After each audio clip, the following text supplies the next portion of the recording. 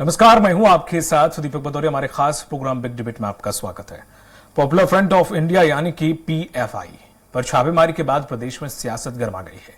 दरअसल बुधवार को पूर्व सीएम दिग्विजय सिंह ने पीएफआई पर छापेमारी को लेकर बयान दिया था और उनके बयान के बाद बीजेपी हमलावर हो गई। सीएम शिवराज सिंह चौहान ने कांग्रेस महासचिव प्रियंका गांधी से पूछा है कि क्या यह कांग्रेस का रुख है, क्या आप उनके बयान से सहमत हैं। वहीं इस पूरे बयान को लेकर सियासी पारा हाई पर है। आज मुद्दा यही है, इस पर चर्चा करें उससे पहले देख लेते हैं रिपोर्ट। मध्य प्रदेश विधानसभा चुनाव की तारीखों का ऐलान हो चुका है। चुनाव आयोग ने 9 अक्टूबर को ही चुनाव की तारीखों का ऐलान कर दिया है। सभी पार्टी अपनी अपनी तैयारी में जुटी हुई है। नेताओं का एक दूसरे पर वार पलटवार भी काफी तेजी से चल रहा है।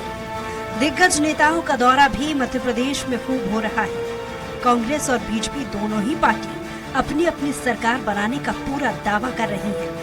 वहीं प्रदेश के मुख्यमंत्री शिवराज सिंह चौहान ने कमलनाथ, प्रियंका गांधी और कांग्रेस पर जमकर निशाना साधा है।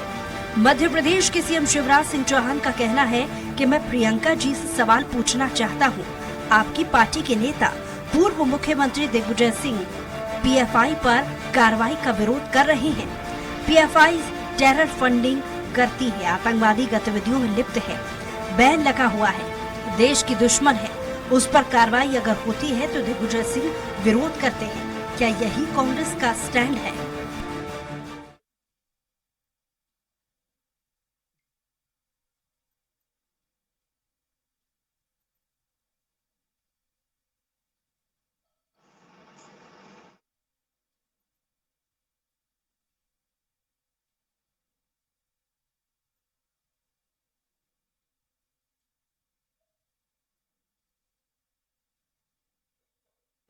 वहीं पूर्व मुख्यमंत्री दिग्विजय सिंह ने सफाई देते हुए कहा कि उन्होंने कभी भी पीएफआई का समर्थन या फिर पीएफआई के खिलाफ होने वाली कार्रवाई का विरोध नहीं किया। उनके बयान को कुछ मीडिया द्वारा तोड़ मरोड़ कर पेश किया जा रहा है। उन्हें सफाई देते हुए कहा कि धर्म के नाम पर आतंकी गतिविधियों को अंजाम देने वालों को उन्होंने कभी समर्थन नहीं दिया। पूर्व मुख्यमंत्री दिग्विजय सिंह ने पीएफआई के खिलाफ कड़ी कार्रवाई किए जाने की भी वकालत की है। देखिए, बात यह है, यदि पीएफआई के ऊपर कोई इस प्रकार का आरोप है तो आप 10 छापेमारी, हमें आपत्ति नहीं है। बहरहाल मध्य प्रदेश चुनावी मोड में है। ऐसे में पाकिस्तान सर्जिकल स्ट्राइक और राष्ट्रवाद का तड़का लगना लाजमी है। ऐसे में देखने वाली बात ये होगी कि पीएफआई पर बयानबाजी क्या पीएफआई तक ही सीमित रहती है या फिर बयानबाजी का मोड और आगे निकलकर अन्य मुद्दे यानी कि जनहित के मुद्दे की तरफ मुड़ता है। सलमान खान, स्वराज एक्सप्रेस, भोपाल।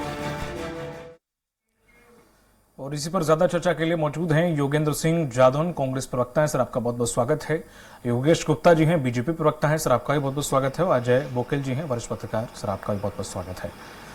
बीजेपी प्रवक्ता जिस तरह से योगेश जी, देखा जाए उन्होंने जो बयान दिया, हालांकि उन्होंने इसका एक दूसरा ट्वीट में खंडन भी किया है कि मेरा जो बयान था वो मीडिया के कुछ ग्रुप्स ने तोड़ मड़ोड़ कर परोसा है, दिखाया है।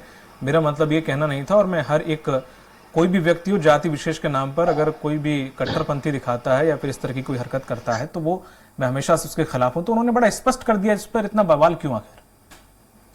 दिग्विजय सिंह जी की यही आदत है। दिग्विजय सिंह अर्थात मिस्टर बंटाधार, पहले मध्य प्रदेश का बंटाधार किया, अब कांग्रेस पार्टी का बंटाधार करने पर लगे हुए। पहले बयान देते हैं, फिर यू टर्न लेकर बयान से पलट जाना उनकी पुरानी आदत में शुमार रहा है। माननीय दिग्विजय सिंह जी हमेशा हिंदू और हिंदू संगठनों के ऊपर सवाल उठाते हैं। बजरंग दल पर सवाल उठाएंगे मगर सिमी पर चुप्पी छा देंगे।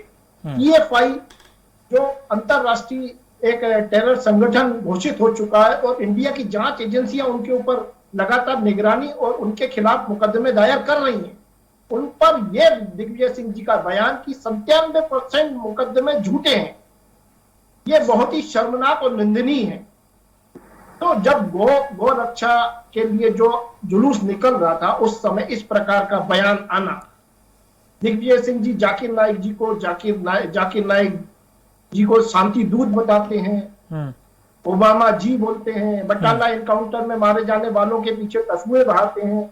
दिग्विजय सिंह जी की ये जो मोनोपोली है, इससे न केवल हिंदू समाज में नाराजगी व्याप्त है वरन मुस्लिम समुदाय भी उनके इन बयानबाजी से खुश नहीं है। तो हिंदू समाज कहाँ पे आया आगे? आप ही लोग आए थे बीजेपी, हिंदू समाज ने कहाँ मेरे प्रदर्शन कई किया? नहीं, मैं बता रहा हूँ दीपक जी, कई मेरे मित्र ऐसे हैं जिनसे व्यक्तिगत बातचीत में वो लोग भी दिग्विजय सिंह जी की बयानबाजी के खिलाफ रोष प्रकट करते हैं, मगर दिग्विजय सिंह जी अपनी आदत से बाज नहीं आते हैं। दिग्विजय सिंह की ये जो कहना है कि हम पीएफआई पर सवाल नहीं उठा रहे हैं, हमास के ऊपर वो चुप्पी साधते हैं, मगर कोई इजराइल के ऊपर बयानबाजी नहीं करते हैं। तो इस प्रकार इजराइल के ऊपर क्या बयान आया?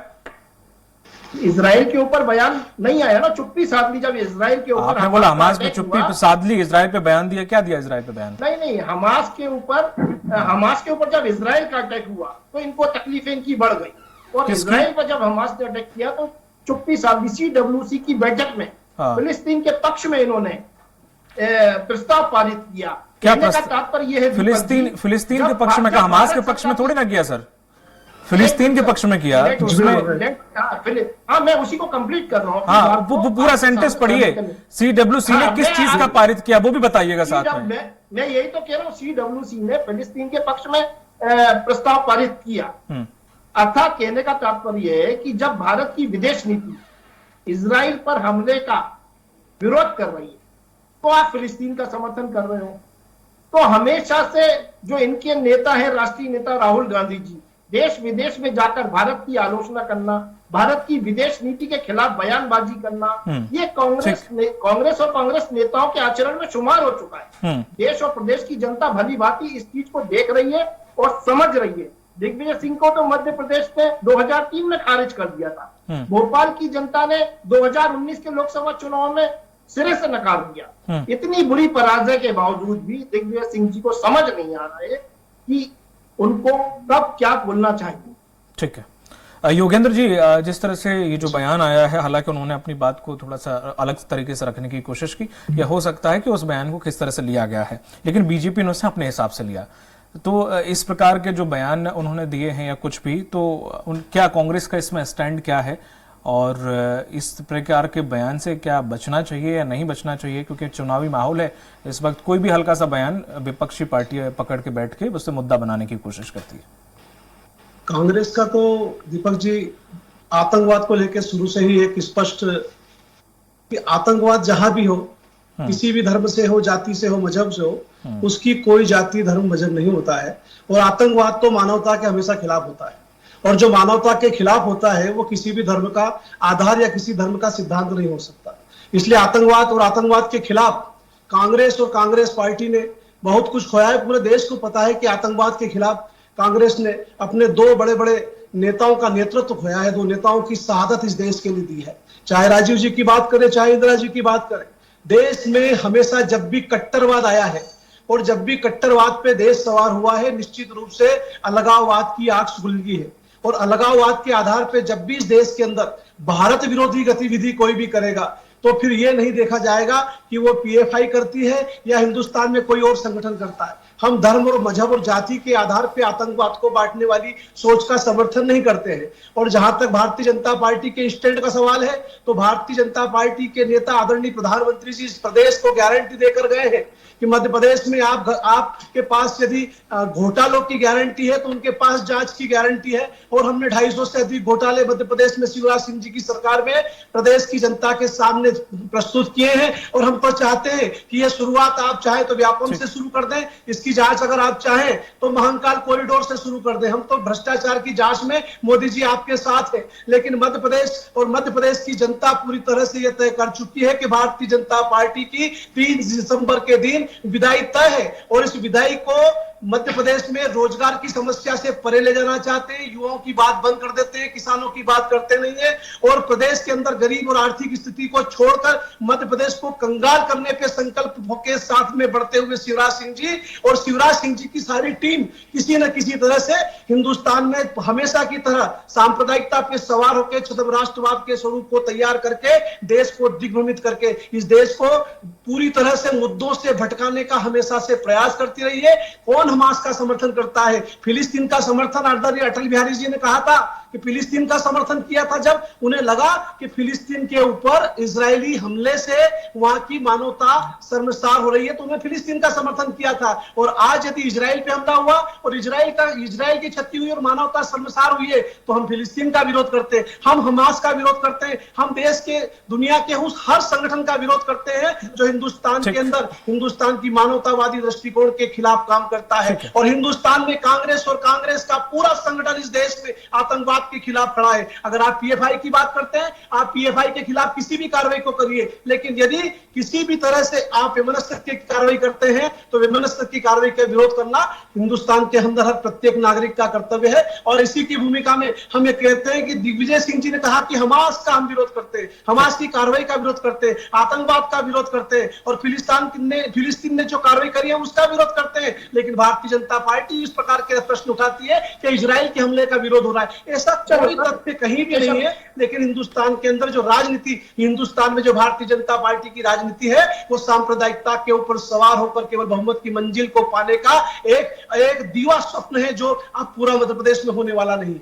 ठीक है, वरिष्ठ पत्रकार सर, मैं आपके पास आना चाहूंगा। जिस तरह से देखा जाए अजय जी की जो बयान है बीजेपी जिस तरह से ले रही है वो ठीक है, चुनावी माहौल है, इस प्रकार एक बयान बड़ा फूक फूक के कदम रखा जाता है, हर एक स्टेटमेंट बड़ा सोच समझ के दिया जाता है। उनके इस बयान को आप किस तरह से देखते हैं? साथ ही ये भी बताइएगा क्या इस प्रकार से बयान से बचना चाहिए, हालांकि उनका वो मतलब नहीं था जिस तरह से जो मतलब निकाला गया?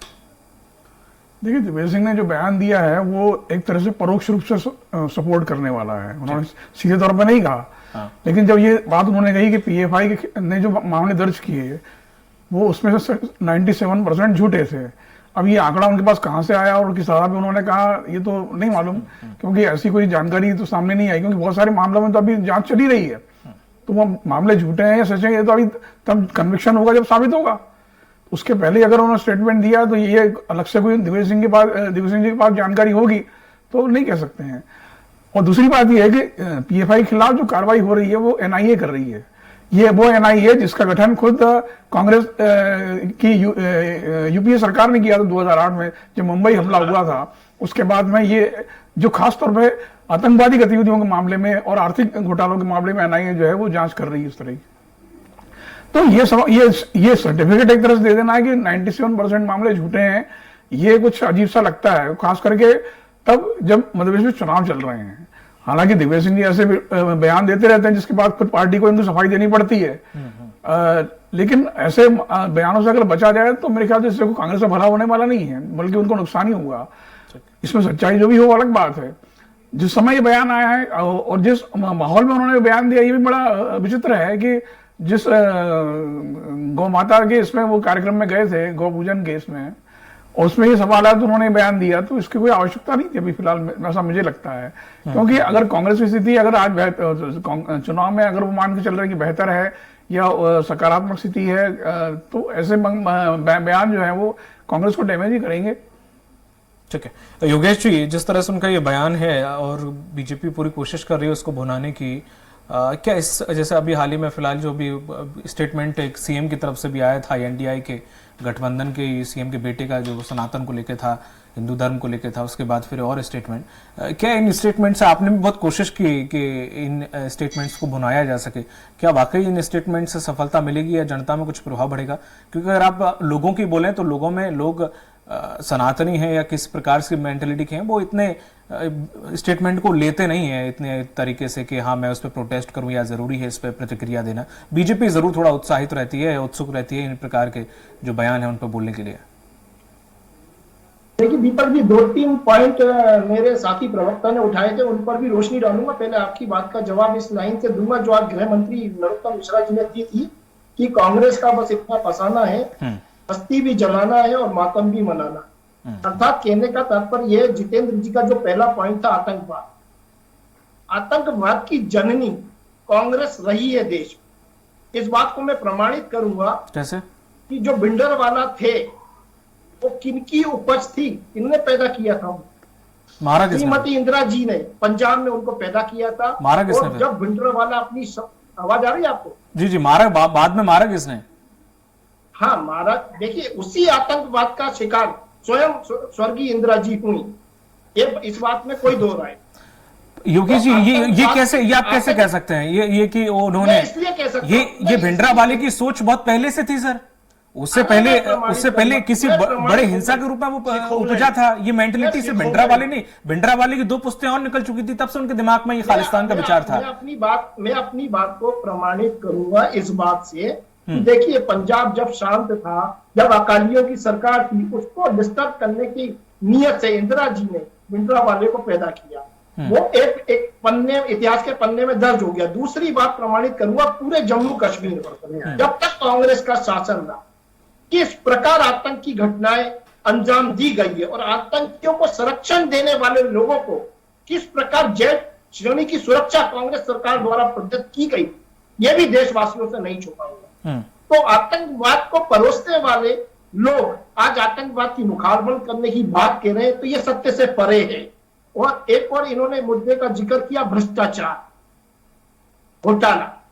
आज देखिए, देश की जितनी भी जांच एजेंसियां हैं, उन पर यह सवालिया निशान क्यों उठा रहे? इनको अपनी गिरेबान में झांकना चाहिए कि पिछले 40-50 वर्षों में जो घोटाले कांग्रेस के दिग्गज राजनेताओं ने किए हैं, अगर आज उनके खुलासे मोदी सरकार के समय हो रहे हैं और उनके ऊपर जांच हो रही है, तो आप सवालिया निशान उठाते हो जांच एजेंसी के ऊपर। सर्वाधिक भ्रष्टाचार और घोटाले के मामलों में कांग्रेस नेताओं के ऊपर प्रकरण दर्ज है, आरोप भारतीय जनता पार्टी के ऊपर लगा रहे हो। तो कहीं से कुछ तो आंकड़े ऐसे रखिए जिससे जनता के समक्ष कोई संदेश जाए। खाली मुंह जवानी खर्चा से कुछ होने वाला नहीं है। ठीक है, तो आप अपनी बात को प्रमाणित करने के लिए तथ्यात्मक बात करें।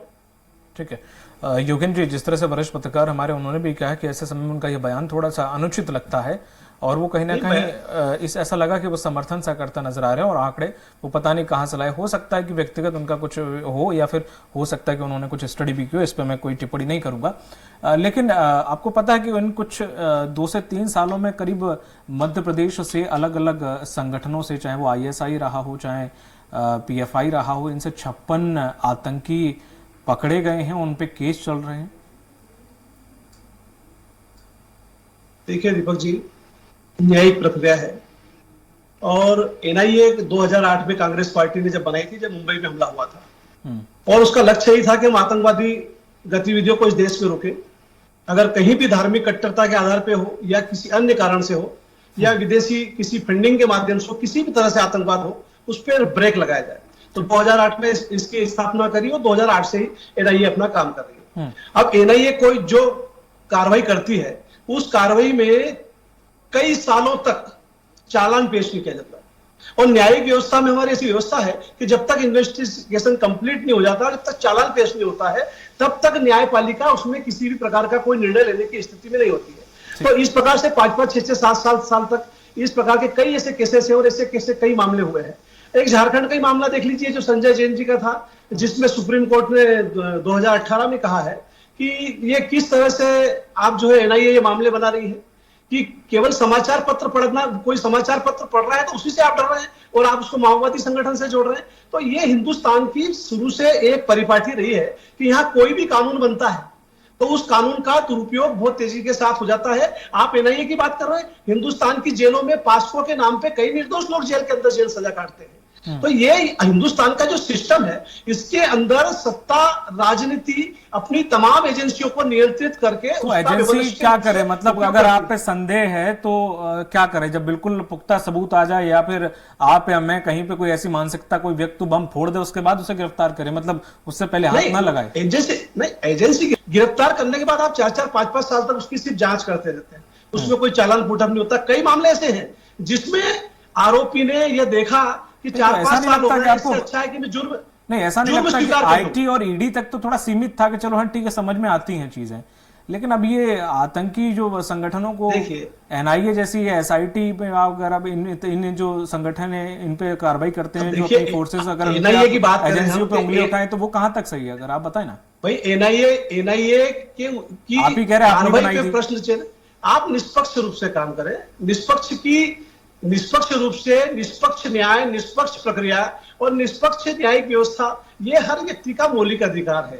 ये एजेंसी जो अपना काम करे वो निष्पक्ष काम करे, निष्पक्ष रूप से काम करे। लेकिन ऐसा भी तो नहीं है कि सीबीआई है, ईडी है, तो इसी प्रकार से एक तोते के रूप में हम एनआईए का उपयोग करने लगे, तो वो भी दीपक जी स्वतंत्र समाज के लिए अच्छा नहीं होगा। नहीं तो अभी आज मध्य प्रदेश का चुनाव है, NIA ने कोई आप ऐसा मध्य प्रदेश मामला है कि क्यों करेंगे?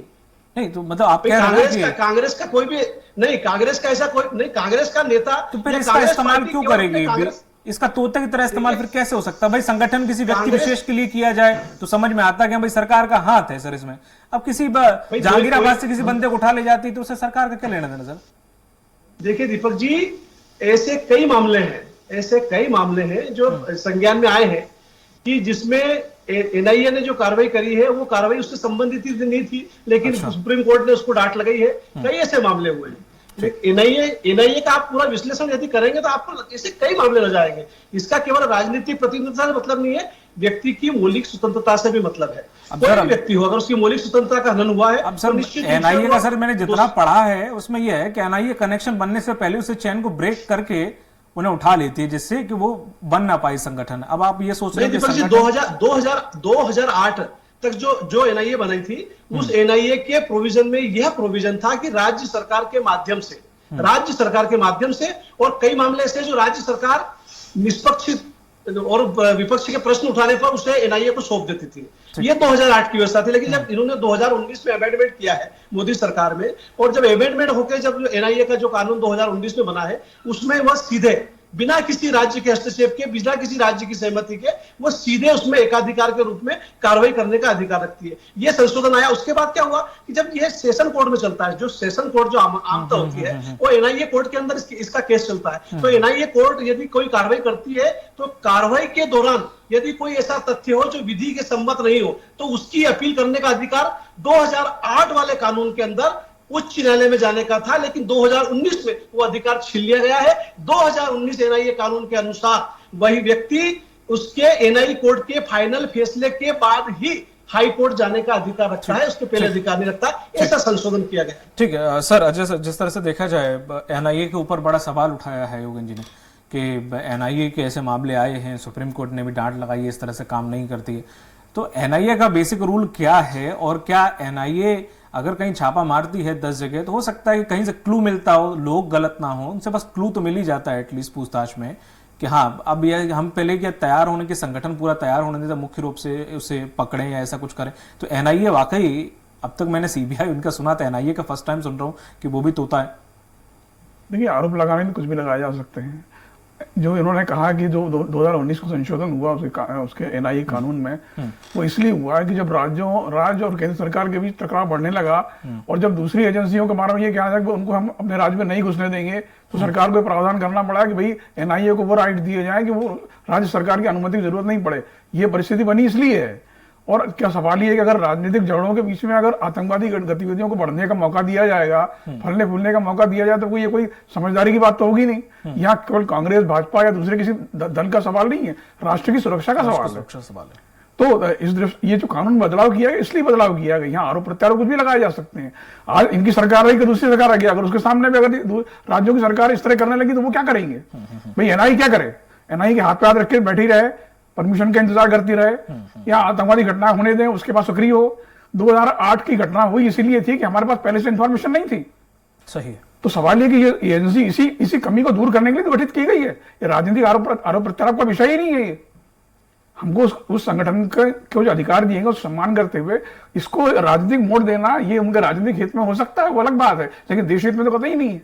आप किसी एक समूह को या समुदाय को एक संदेश देना चाहते हो वो अलग बात है, लेकिन अगर समग्र हित में अगर बात की जाएगी तो गलत है। चलिए, समय चुके समाप्त हो गया। योगेंद्र जी आपका भी, योगेश जी आपका भी, और अजय सर आपका भी, तीनों लोगों का इस चर्चा में जुड़ने के लिए बहुत बहुत शुक्रिया। खैर, सियासत में तिल का ताड़ और राई का पहाड़ बनाने में वक्त नहीं लगता है। कुछ इसी तरह की बयानबाजी पीएफआई को लेकर भी हुई है। हालांकि बयान को लेकर पूर्व सीएम ने अपना पक्ष रखा है, लेकिन बीजेपी दिग्विजय सिंह के बयान को तूल बनाकर सियासी माइलेज लेना चाहती है। ऐसे में देखने वाली बात यह होगी कि दिग्विजय सिंह की सफाई के बाद भी क्या बीजेपी बयान को हथियार बनाकर जनता के बीच कैसा मैसेज देती है, या फिर वाकई जरूरी मुद्दों को लेकर चुनावी समर में जाती है। मुझे दीजिए इजाजत, नमस्कार।